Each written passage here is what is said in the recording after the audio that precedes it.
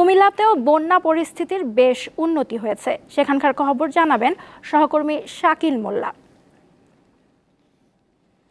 শাকিল, বন্যা পরিস্থিতির উন্নতির পর কুমিল্লার রাস্তাঘাট ও ঘরবাড়ির অবস্থা এখন কেমন দেখছেন?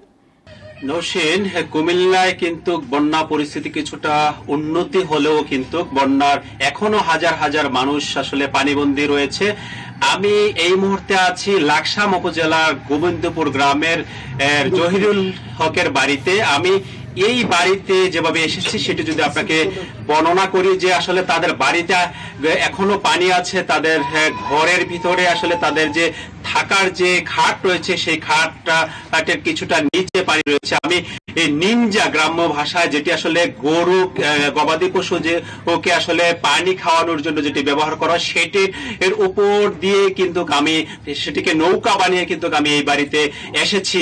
আমি যদি আপনাকে একটু দেখাই তাদের ঘরের পরিস্থিতিটা, এখানে আসলে দুর্বিষহ জীবন যাপন করছেন এরা। তাদের ঘরে পানি আসলে তাদের নেই, কিন্তু একদিকে সাপ বিচ্ছুর আক্রমণ, অন্যদিকে এই ঘরের মধ্যে পানি। তারা যে থাকার জায়গাটি তারা যেমনটি জানিয়েছে আশ্রয় কেন্দ্রে তারা ছিল। আশ্রয় কেন্দ্রে থেকে কিন্তু এই বাড়িতে মূল্যবান যে মালামাল রয়েছে সেগুলো সরাতে পারেনি, যেই কারণে তারা বাড়িতে চলে এসেছেন। এখানে এসে গতকালকে রাতেও এই বাড়ি থেকে একটি বিষাক্ত সাপ আসলে মারা হয়েছে। আমি এসে দেখতে পেয়েছি কয়েকটি বিষাক্ত পোকা আসলে তারা মেরেছে। এই বাড়িতে যিনি আছেন আমরা তার কাছে একটু জানবো। আমরা দেখছিলাম যে চৌকির উপরে একটা সিলিন্ডার দিয়ে তারা রান্না করছিলেন। আমি দেখছিলাম যে শুধু শশা যেটা তরকারি হিসাবে তারা পাক করেছেন, কিন্তু খাবারে শশার সাথে মাছ অথবা ডিম এই জাতীয় কিছু কিন্তু দিতে পারেনি। একটু জানবো আপনার কাছে, আজকে কি রান্না করছেন আপনি?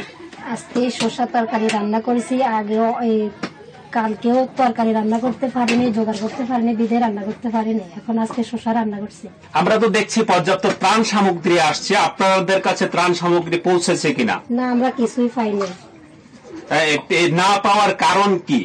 না পাওয়ার কারণ হচ্ছে আমরা একটু রোড থেকে একটু দূরে আছি, তো এলাই আমরা কিছুই পাইনি।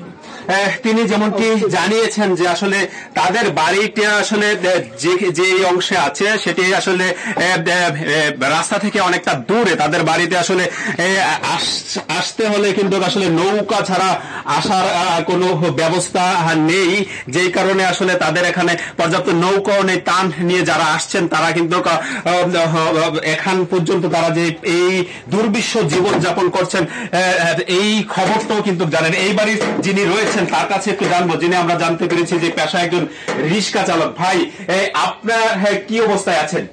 খুব করুণ অবস্থা আছি আমরা। আপনারা তো আশ্রয় কেন্দ্র ছিলেন, আশ্রয় কেন্দ্র থেকে বাড়িতে চলে আসলেন কেন এই দুর্বিষহ অবস্থা থেকে? সাপ বিচ্ছুর ভয়ে। আপনি আশ্রয় কেন্দ্রে না গিয়ে বাড়িতে আছেন কেন?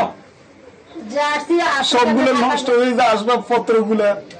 ওকে, ধন্যবাদ আপনাকে। আমরা দেখছি যে আসলে খাটের উপরে তাদের যে ফ্রিজ এবং আসবাবপত্র আছে সেগুলো নিয়ে রাখা হয়েছে। সব মিলিয়ে বলা যায় যে লাকসাম মনোহরগঞ্জে আসলে পানি কমার প্রবণতা কিন্তু অনেকটাই কম, যে কারণে বলা যায় যে এই এলাকার স্থানীয়রা জানাচ্ছেন যে দীর্ঘমেয়াদী জলাবদ্ধতায় তারা পড়তে যাচ্ছেন, এমনটি কিন্তু আশঙ্কা করছেন এই এলাকায় যারা আছেন তারা। সব মিলে বলা যায় যে দুর্বিষহ জীবন যাপন করছেন এই অঞ্চলের লোকজন।